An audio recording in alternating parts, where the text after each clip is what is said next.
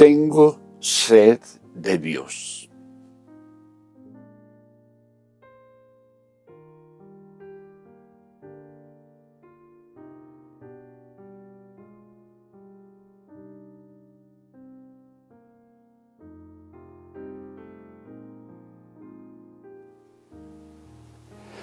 Como el ciervo anhela las corrientes de las aguas, así te anhelo a ti, oh Dios. Tengo sed de Dios, del Dios viviente. ¿Cuándo podré ir para estar delante de Él? Día y noche solo me alimento de lágrimas, mientras que mis enemigos se burlan continuamente de mí diciendo, ¿dónde está ese Dios tuyo? Se me destroza el corazón a recordar cómo solían ser las cosas. Yo caminaba entre la multitud de adoradores, encabezaba una gran procesión hacia la casa de Dios, cantando de alegría y dando gracias en medio del sonido de una gran celebración. ¿Por qué estoy desanimado? ¿Por qué está tan triste mi corazón? Pondré mi esperanza en Dios. Nuevamente lo alabaré, mi Salvador y mi Dios. Ahora estoy profundamente desalentado, pero me acordaré de ti. Aún desde el lejano monte Hermón, donde nace el río Jordán, desde la tierra del monte Mizar. Oigo el tumulto de los embravecidos mares, mientras me arrasan tus olas y las crecientes mareas. Pero cada día el Señor derrama su amor inagotable sobre mí, y todas las noches entono sus cánticos y oro a Dios quien me da vida. Oh Dios, roca mía, clamo, ¿por qué me has olvidado? ¿Por qué tengo que andar angustiado, oprimido por mis enemigos? Sus insultos me parten los huesos. Se burlan diciendo, ¿dónde está ese Dios tuyo? ¿Por qué estoy desanimado? ¿Por qué está tan triste mi corazón? Pondré mi esperanza en Dios. Nuevamente lo alabaré, mi Salvador y mi Dios. Amén.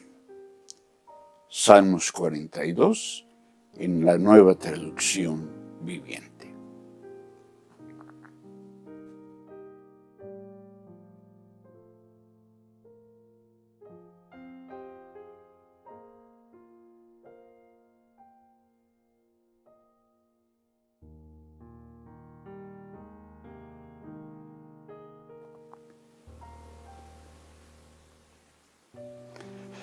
Dadas las circunstancias que hoy vivimos, con el recrudecimiento de los problemas de salud, de los conflictos familiares, de los problemas económicos y sociales que estamos enfrentando, estoy convencido que es bueno volver al libro de los Salmos.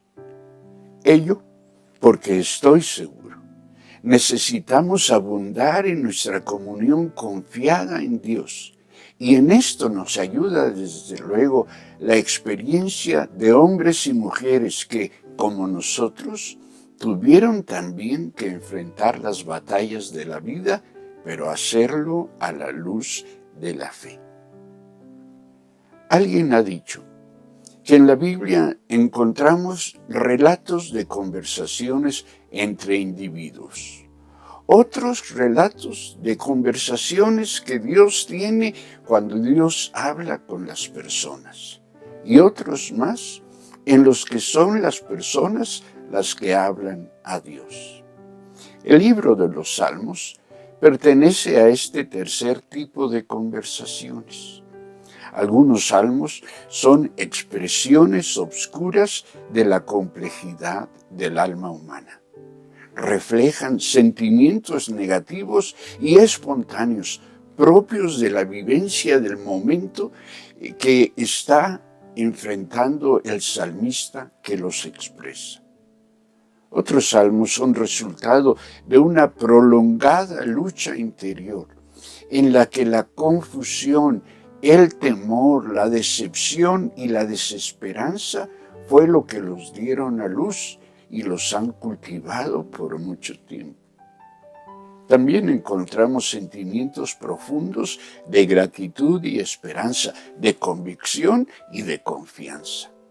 Surgen todos estos intempestivamente ante la manifestación graciosa del amor de Dios, y otros salmos más son fruto de la reflexión de cómo tal amor les ha acompañado a los salmistas y los ha sostenido a lo largo de la vida. Ahora bien, no pocos de los salmos contienen ambos tipos de sentimientos, de emociones entre sus líneas. Son pesimistas y esperanzadores al mismo tiempo. El Salmo 42, nuestro salmo en esta ocasión, es uno de estos. En este, el salmista expresa necesidades, tristezas, desesperanza, etc., al mismo tiempo que abunda en expresiones de fe, de gratitud y de esperanza. ¿Cómo explicar tal contradicción en el creyente? Más aún, ¿cómo comprender que quien duda crea y quien cree dude? ¿Es así la fe? Podemos preguntarnos. Aquí conviene que consideremos algunas cuestiones respecto de los hijos de Coré, a quien se atribuye la autoría de este salmo, para tratar de entender mejor el cómo de su fe y la razón de su contradictoria confianza en Dios. Coré fue un levita, es decir, un descendiente de Leví, que desafió el liderazgo de Moisés. Lee Números 16. Su rebelión ofendió tanto a Dios que hizo que la tierra se tragara a Coré y a Datán y a Abirán, sus co-conspiradores. Otros 250 levitas fueron destruidos por fuego y un total de 14.700 personas murieron al sumarse a la rebelión contra Moisés y Aarón. Sin embargo, no todos los hijos de Coré murieron, advierte el versículo 11 de Números 26. Por alguna razón, años después, a los sobrevivientes de esta dinastía, David los incluyó entre los responsables del culto en el templo. Aún así, consideremos la herencia de este clan. Su fundador fue destruido por traidor. Su nombre quedó asociado a la muerte violenta e injusta, podemos asegurar, de miles de personas. Sobre todo, Coré el rebelde recordaba el lado oscuro de Dios, el vengador, del Dios que destruye a sus enemigos. Sí, el mismo Dios al que alababan y al que los descendientes de Coré enseñaban a alabar por sus misericordias, era el Dios que en su ira había destruido a tantos y a tantas de sus antepasados. Creo que de alguna manera los hijos de Coré pudieron resolver ese conflicto que no pocas veces enfrentamos, el de confiar, necesitar y alabar al Dios incomprensible. Alabar y bendecir al mismo Dios que en no pocos momentos, en no pocos casos nos ha castigado, que se ha negado a responder a nuestras peticiones o de plano se ha mantenido en silencio. El Salmo, nuestro Salmo 42, confiesa la profunda necesidad de Dios que experimenta, más aún que sufre el salmista. Alguien dijo que los siervos braman llegado el momento en el que si no sacian su sed, mueren. Así que el salmista asume, hace suyo, que su necesidad de Dios es una cuestión vital de vida o muerte, que sin Dios no puede vivir. De alguna manera establece que Dios es su única alternativa. No tiene duda de ello. Solo se pregunta el cuándo podrá ir y saciarse de Dios mismo. Pero resulta que su necesidad de Dios se complica porque junto con su sed del Señor, en su más absoluta vulnerabilidad, tiene que enfrentar el conflicto producido por la burla de sus enemigos, quienes constantemente lo cuestionan preguntándole, ¿dónde está ese Dios tuyo? Esta burla le provoca una reflexión amarga, tal como el mismo salmista describe cuando asegura que le destroza el corazón el recordar cómo solían ser las cosas. Dice, yo caminaba entre la multitud de adoradores, encabezaba una gran procesión hacia la casa de Dios, cantando de alegría y dando gracias en medio del sonido de una gran celebración. Es decir, el recuerdo de las bendiciones pasadas no hace sino secar más la sed que el salmista experimenta en su aquí y ahora y la necesidad que tiene de la presencia de Dios. Creo que bien podemos comprender al salmista. Lo que sabemos de Dios, las bendiciones que hemos recibido de su mano generosa en el pasado, no siempre son suficientes para saciar nuestra sed actual de su presencia y de su quehacer. No solo enfrentamos las preguntas burlonas de otros acerca de ese Dios nuestro, que nos recuerdan que no somos confiables, que no merecemos, que más vale que no confiemos, porque en alguna manera nosotros también somos hijos de Coré, es decir, quienes no merecen la respuesta del Dios al cual están invocando. Es decir, sufrimos el acoso de quienes, si no dudan de la existencia de Dios, sí dudan acerca de su amor y su misericordia, cuando menos de su amor y misericordia para nosotros. Y dudan entonces de nuestras posibilidades de ser bendecidos. Pero también a veces desde nuestro interior surgen preguntas, surgen dudas, surgen culpas, que desarrollan argumentos interiores, que desaniman nuestra propia esperanza y estorban nuestra búsqueda del rostro amable del Señor. El verso 5 de nuestro Salmo descubre una primera acción que encamina al salmista al encuentro con su Dios. La pregunta, ¿por qué estoy desanimado?, es una pregunta reflexiva. Es decir, el salmista se obliga a considerar de manera novedosa y detenidamente la condición en la que se encuentra. Es novedosa porque altera la inercia de su desesperación, al darse cuenta que después de todo no hay razón para estar desanimado por más mal que vayan las cosas.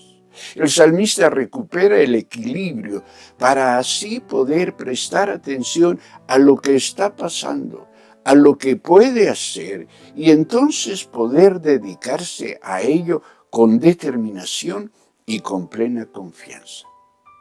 Y lo primero que hace el salmista es decidir poner su confianza en Dios, alabarlo de nuevo y reconocerlo como su Salvador y su Dios. Tomemos nota de que esta es una acción meramente humana, unilateral, que descansa únicamente en el propósito y en las fuerzas del salmista.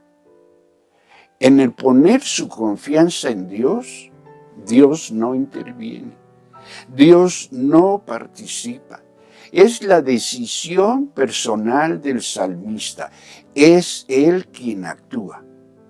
Pero tal decisión tiene el valor y el poder de ponerlo en sintonía, en comunión con Dios, ubicándolo así en el camino de su redención. Tal decisión, sin embargo, no es una negación de la condición en la que él se encuentra. No, el salmista declara estar profundamente desalentado, pero decide que aún así, profundamente desalentado, aún así se acordará del Señor desde el monte Hermón y hasta el monte Mizar, es decir, desde el monte más alto hasta el monte más bajo de Israel. Es decir, lo que el salmista decide es que independientemente de la circunstancia o espacio en el que se encuentre, tendrá presente no solo su condición actual, sino que también tendrá presente el quién es Dios y qué es lo que Dios ha hecho y qué es lo que Dios puede hacer en su favor. El salmista no deja de considerar aún la posibilidad de que sea el mismo Dios el origen de sus dificultades. Aún lo acusa de enviar las olas y las mareas crecientes que lo arrastran. Pero también recuerda que cada día es el Señor quien derrama su amor inagotable sobre él. Por ello es que el salmista abunda en su decisión de poner su esperanza en el Señor. Me parece que en esto el salmista es dirigido por el mismo espíritu que anima al autor del libro de Hebreos a recordarnos que sin fe es imposible agradar a Dios. Todo el que desea acercarse a Dios debe creer que Él existe y que Él recompensa a los que lo buscan con sinceridad, establece Hebreos 11:6. Hermanas y hermanos, nosotros, como el salmista, también estamos sedientos, necesitados de Dios. A veces estamos conscientes de ello, a veces no. De cualquier manera, si no nos llenamos de Dios, pereceremos. No tenemos más alternativa que llenarnos, que saciar nuestra sed de Dios. Generalmente resulta que esperamos que Dios sea quien dé el primer paso que habrá de saciar nuestra fe. Pero nuestro pasaje nos enseña que toca a nosotros asumir nuestra necesidad, reconocerla y tomar la decisión de confiar y de buscar al Señor.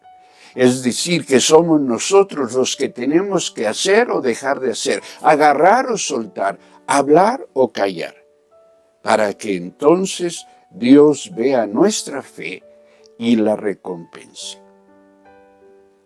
Decisión la nuestra que debe y puede ser tomada en medio de la confusión, cuando no hay ni tenemos nada seguro. Es en ese espacio de fe en el que nos acercamos a la fuente del agua de vida y descubrimos que el resultado de nuestra confianza es la manifestación plena de su poder y de su amor. No en balde, Dios ha asegurado: si alguien tiene sed, que venga a mí, y que beba el que cree en mí. La Escritura dice que de sus entrañas brotarán ríos de agua viva. Juan 7, versos 37 y 38. A creer en esto los animo. A vivir así es que los convoco en el nombre del Señor. Bendición.